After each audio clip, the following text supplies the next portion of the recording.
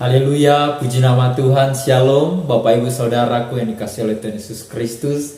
Saya percaya kita semua yang hadir di tempat ini, kita bersama-sama hadir di tempat ini, kita mau mendengarkan kebenaran firman Tuhan. Haleluya. Sebelum kita mendengarkan firman Tuhan, saya akan menyapa Bapak Ibu Saudara. Apa kabar Bapak Ibu Saudaraku yang dikasihi oleh Tuhan Yesus Kristus pada malam hari ini? Haleluya, semua kabarnya luar biasa karena kita punya Tuhan yang luar biasa. Haleluya. Saudaraku yang dikasihi oleh Tuhan Yesus Kristus, kita bersyukur buat kebaikan Tuhan dalam kehidupan kita yang tidak pernah habis Dia limpahkan bagi orang-orang yang senantiasa berharap dan bersandar kepada Tuhan. Saudara yang dikasihi oleh Tuhan Yesus Kristus, pada malam hari ini kita akan sama-sama belajar kebenaran firman Tuhan. Saudara, sebelum kita jauh belajar kebenaran firman Tuhan, saya percaya saudara yang ada di tempat ini pasti dari yang muda sampai yang tua memiliki yang namanya gadget, memiliki yang namanya HP. Masing-masing pasti punya HP. Yang punya HP coba HP-nya diangkat, saya mau lihat. Ya, hampir semua punya handphone yang ada di tempat ini. Nah, saudara, melalui gadget, melalui HP, saya percaya kita semua setiap hari saudara ada ribuan orang yang memposting kata-kata berkat, motivasi-motivasi rohani, motivasi berkat hari ini. Bahkan ada yang pasti sering terjadi dalam kehidupan kita. Puji Tuhan, hari ini saya diberkati oleh Tuhan. Saya menikmati berkat Tuhan, bisa jalan-jalan ke sini, bisa jalan-jalan ke situ. Kita menggunakan kata-kata berkat. Puji Tuhan, hari ini dapat berkat Tuhan, dapat makan enak dan lain sebagainya. Nah, namun dibalik semua itu saudara, apakah saudara tahu apakah sebenarnya yang dimaksud dengan berkat Tuhan? Menjadi pertanyaan buat kita, apa sih sebenarnya berkat Tuhan? Saudara, berbicara tentang berkat Tuhan, berkat adalah semua hal yang baik yang diberikan oleh Tuhan, baik untuk tubuh kita, untuk jiwa kita, dan roh kita. Semua dilandaskan atas berkat Tuhan, saudara. Jadi, apa yang ada dalam kehidupan kita, semua bermula dari yang namanya berkat Tuhan. Karena Tuhan sangat mengasihi kita, sehingga Dia memberkati kita. Haleluya. Namun saudara, apa yang akan terjadi jika sebaliknya yang terjadi dalam kehidupan kita? Kita mengalami sakit penyakit, kita mengalami keterpurukan dalam kehidupan ini, kita dijauhi oleh semua orang. Bahkan, apakah kita masih bisa tetap memahami berkat Tuhan di balik semua hal yang sebaliknya terjadi dalam kehidupan kita? Apakah kita masih bisa menyelami tentang, oh ini karena Tuhan mengasihi saya, karena Tuhan memberkati saya? Apakah kita masih bisa memahami semua itu? Untuk itu saudara, pada malam hari ini kita akan membahas semua hal ini.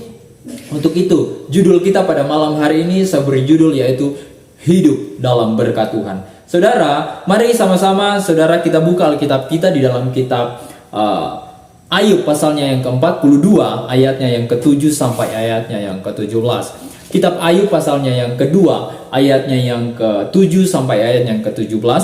Saat ini saya akan membacakan untuk kita semua. Ayub pasal 42 ayat 7 sampai ayat yang ke-17. Di sana firman Tuhan berkata, kita perhatikan baik-baik. Setelah Tuhan mengucapkan firman itu kepada Ayub, maka firman Tuhan kepada Elifaz orang Teman, murkaku menyala terhadap engkau dan terhadap kedua sahabatmu, karena kamu tidak berkata benar tentang aku, seperti hambaku Ayub. Oleh sebab itu, ambillah 7 ekor lembu jantan dan 7 ekor domba jantan, dan pergilah kepada hambaku Ayub.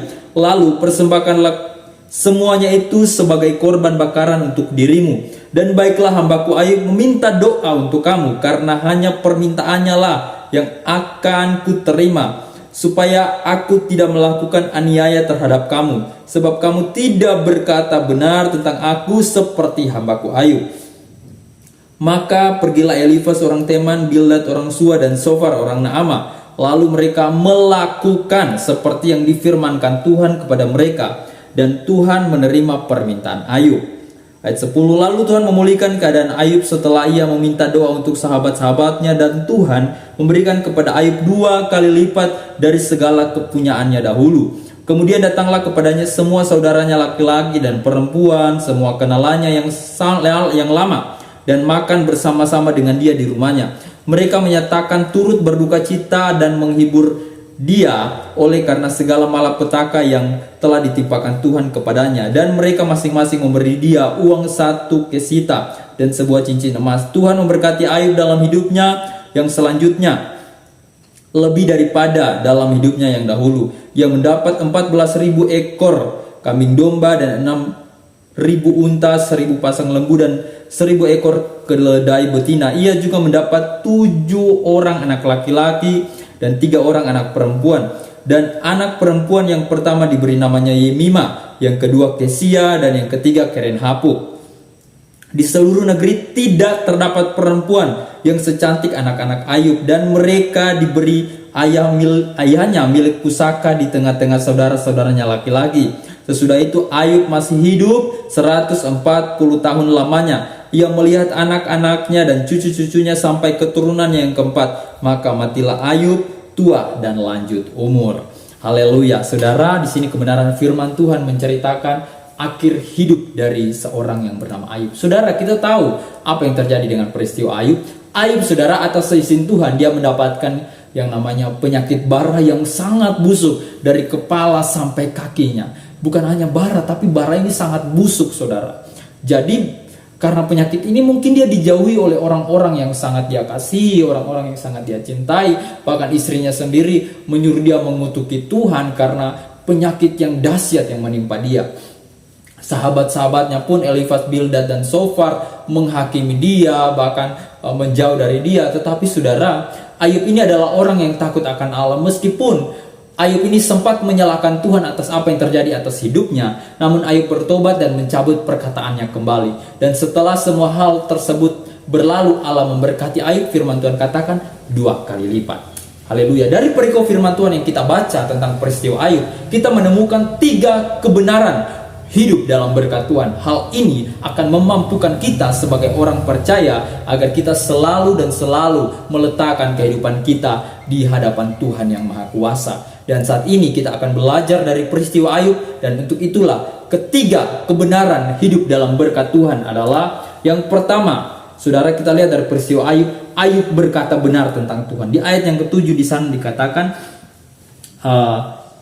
murkaku menyala terhadap engkau dan terhadap kedua sahabatmu karena kamu tidak berkata benar tentang aku seperti hambaku Ayub. Jadi yang berkata benar tentang Tuhan adalah Ayub sendiri, saudara. Meskipun dia mengalami banyak kesakitan, tapi dia berkata benar tentang Tuhan. Saudara,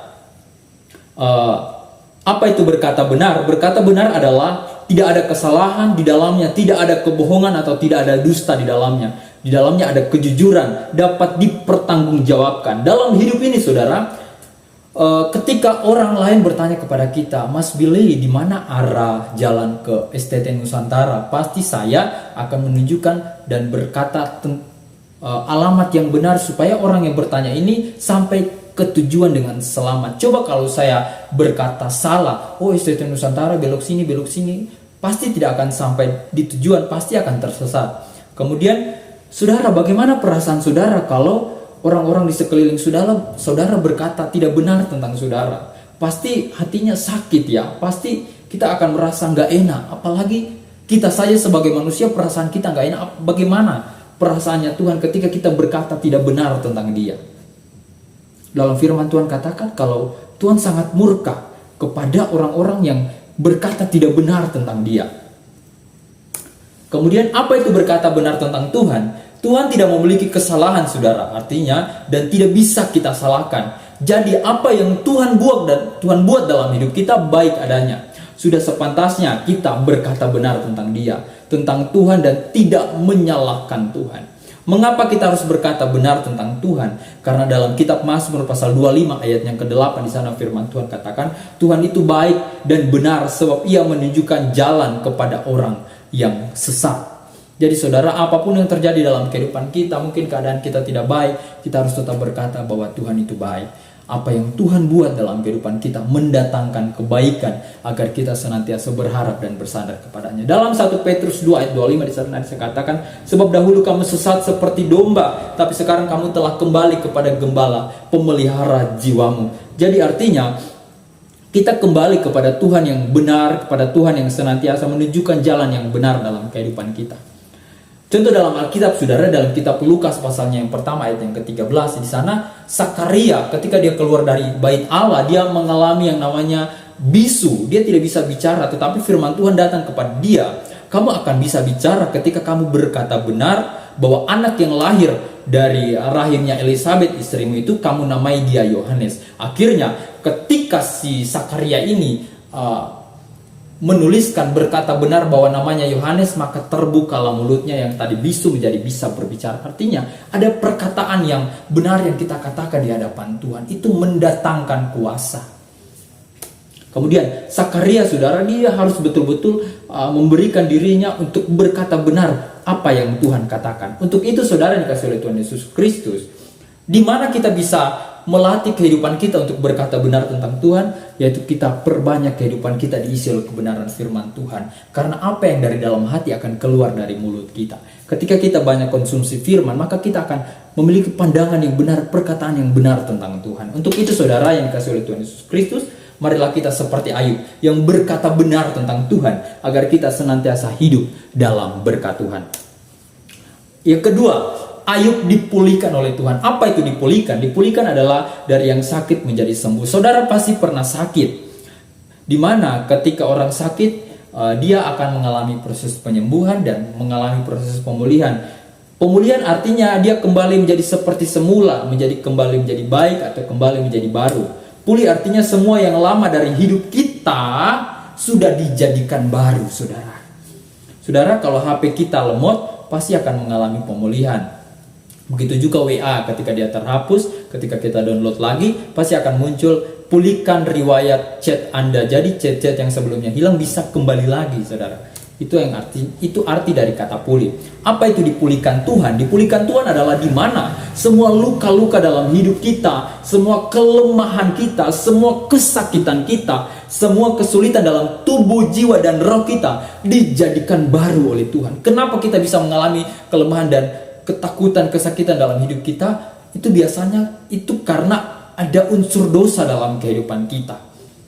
Kemudian dalam 2 Korintus 5 ayat 17 di sana dikatakan, jadi siapa di dalam Kristus, ia adalah ciptaan baru, yang lama sudah berlalu, sesungguhnya yang baru sudah datang. Ada pembaharuan yang Tuhan kerjakan bagi orang-orang yang mau memberi diri dipulihkan oleh Tuhan. Contoh dalam Alkitab adalah Naaman. Dia sebelumnya tidak percaya kepada Tuhan, tapi ketika dia pergi kepada Elisa, dia mempercayakan dirinya untuk dia percaya kepada Tuhan. Akhirnya kehidupannya dipulihkan. Dia yang tadinya mengalami penyakit kusta, disuruh oleh Elisa pergi berendam. Percayalah, berendamlah di sungai Yordan sebanyak 7 kali. Ketika yang ke-7 kali dipulihkan, sembuh sakit kustanya. Jadi saudara yang kasih oleh Tuhan Yesus Kristus, mari saudara pada saat ini kita memberi diri dipulihkan oleh Tuhan agar kita senantiasa hidup dalam berkat Tuhan. Yang ketiga, Ayub diberkati oleh Tuhan. Dalam ayatnya yang ke-12 di sana dikatakan Tuhan memberkati Ayub. Dan di ayatnya di poin yang kedua tadi dikatakan bahwa Tuhan memulihkan keadaan Ayub. Itu ada di ayatnya yang ke-10 di sana dikatakan lalu Tuhan memulihkan keadaan Ayub. Setelah dipulihkan oleh Tuhan, maka si Ayub ini diberkati oleh Tuhan. Dalam ayatnya yang ke-12, maka Tuhan memberkati Ayub.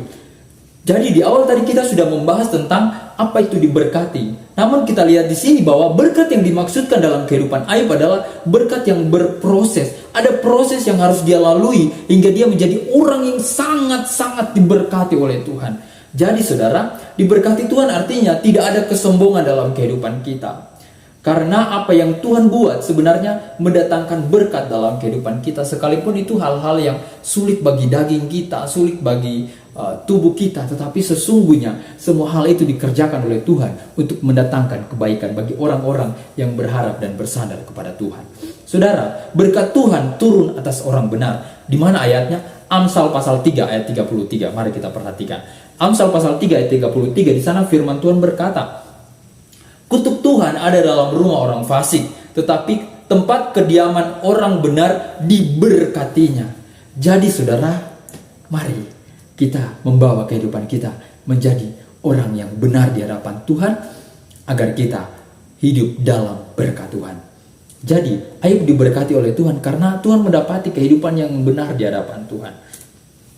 Mengapa kita harus tinggal dalam berkat Tuhan, saudara? Karena berkat Tuhanlah yang memberikan kita panjang umur. Tidak hanya umur panjang, tetapi sejahtera. Dalam Amsal pasal 3 ayat 2, karena panjang umur serta sejahtera akan ditambahkannya kepadamu. Karena hari-hari ini, saudara, kita mungkin boleh usia bertambah, tapi apakah usia kita bertambah kita sejahtera? Karena kita boleh melihat ada banyak orang yang usianya tua, tetapi di hari tuanya tidak mengalami kesejahteraan. Karena kenapa?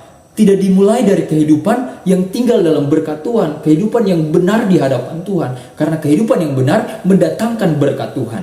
Jadi saudara, berkat Tuhan adalah bukti penyertaan Tuhan dalam kehidupan orang percaya. Contoh dalam Alkitab adalah peristiwanya Yusuf dalam Kejadian 41 ayatnya yang ke-37 sampai 57. Setelah Yusuf ini dia diproses sedemikian rupa, dia dijual, dia dipenjara. Namun oleh penyertaan Tuhan, Yusuf diberkati dan menjadi penguasa di Mesir. Jadi artinya berkat Yusuf tidak datang begitu saja, ada hal-hal yang harus dia lalui sehingga dia menjadi orang yang senantiasa diberkati dan bahkan menjadi penguasa di Mesir, orang yang sangat besar dan dihargai di Mesir. Untuk itu saudara, marilah kita jangan kecewa ketika kita diproses oleh Tuhan. Karena ada berkat Tuhan di balik semua hal tersebut agar kita senantiasa hidup dalam berkat Tuhan. Jadi kesimpulan dari firman Tuhan kita pada saat ini adalah, hari ini kita sudah belajar kebenaran firman Tuhan dan kita sudah memperoleh informasi tentang 3 kebenaran hidup dalam berkat Tuhan dari peristiwa Ayub. Yaitu yang pertama, Ayub berkata benar tentang Tuhan. Yang kedua, Ayub dipulihkan oleh Tuhan. Yang ketiga, Ayub diberkati oleh Tuhan. Untuk itu, marilah saudaraku, kita sebagai orang percaya, kita menjadikan 3 kebenaran hidup dalam berkat Tuhan sebagai langkah iman kita ke depannya agar kita semakin maju di dalam Tuhan dan menjadi orang-orang yang senantiasa diberkati oleh Tuhan. Siapa dari Bapak Ibu Saudara yang ada di tempat ini yang dalam minggu ini kita berani berkata, saya mau diberkati Tuhan? Coba angkat tangan.